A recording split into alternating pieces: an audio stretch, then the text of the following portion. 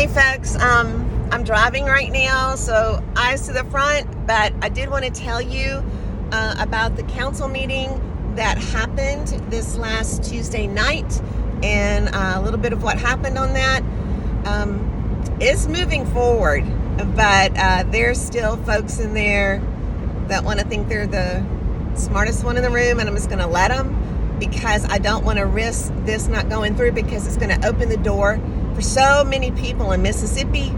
But what I want to tell you is this: if you call your city or your county or your senator for the state, anybody, your rep, and they say, oh, and if you call MEMA, and they say, you know what, there's just not any grants out there for you right now. That's a bold-faced lie, either by they know it's not true, or it's willful ignorance because they haven't dug into it. Because here's what we have. Not only do we have the SWIFT grant that is disaster identified, but there's the revised FMA grants for non-disaster. So meaning if you meet criteria of being a SRL, severe repetitive loss, or RL, repetitive loss, or even if you can be projected to be flooding, you can actually apply and get these grants. And Louisiana's been soaking this money up for 2 years now. And I don't know what the big hiccup is with Mississippi. If there's some widget here or a little washer there that they need to tweak, they need to get off their hind legs and do it. Because people are suffering in this state. They are being washed away in this state, and it's criminal. It's negligence, and there's no need for it, because this FMA grant has been revised as of 2 years ago, and it can be had either at 100% grant covering 90% or 75%. And there are people, there are families that their insurance rates are sky high now. There are families with young children that when there's a flood, they're displaced, and they may have to deal with health issues from asthma for what's happening in their home when it floods. There are people in there, there's elderly that are displaced when it floods, and I'm over it. I'm over it because I have found out way too much info that there's grants available, and our state has done nothing to gather these resources and distribute them to the city. The citizens of our cities and our counties. And that's not okay.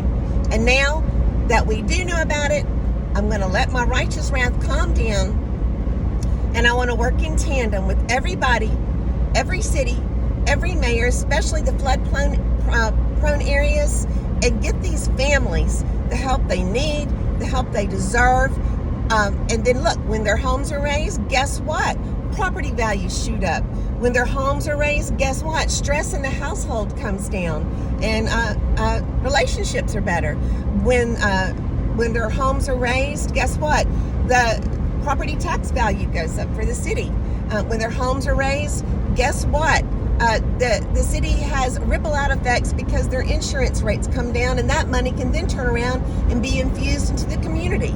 So tell me how this is a loss, and tell me why we don't want to go ahead and push this, and tell me why we've had this for over 2 years, but people can't access it. Tell me why I've worked on this. I started when I was 62, now I'm 65, and I think mine's about to come through, but I've had to fight like a you-know-what to make it happen. And anybody that wants to say, oh, well, these folks in the city, they've been working with me. Nope, they may have been working, but I don't know if it was with me.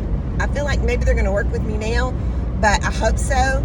And look, I'm not hounding just on them, because nobody in Mississippi's done it. So it's time to get this changed. It's time to move forward, and it's time to get the help we need for all these deserving families that could be in a much better and healthier place in their lives, and financially in a better place. So I'm going to keep it going. When I can, I will send the clip of me delivering my statement to the council.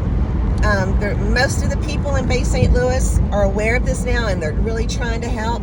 I feel like there's some that are still, like, for whatever reason, trying to still hang their hat on, though this can't be done, it can't be done. Well, it's going to be done. It's going to be done.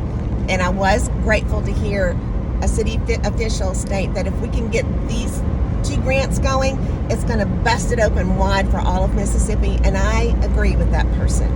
So, okay, rant over. I still want to work on the team, but I'm telling you, I'm over this. I'm over the just slothfulness of what's happened in the state. I'm over it, and I'm grateful. I'm grateful for the Cindy Hyde Smith's office listening to me, and they're going to dig into this. I'm grateful for them. I'm grateful for Tim Ladner, who's actually not my representative because mine wouldn't do anything, but he did, and he's the one that got legislation pushed to get this moving forward again, or else it'd been dead in the water. So we got some champions out there, and I'm grateful for them. So anyway, y'all take care, yep, I probably have to calm down now, and I will talk to y'all later. Have a blessed day. Bye.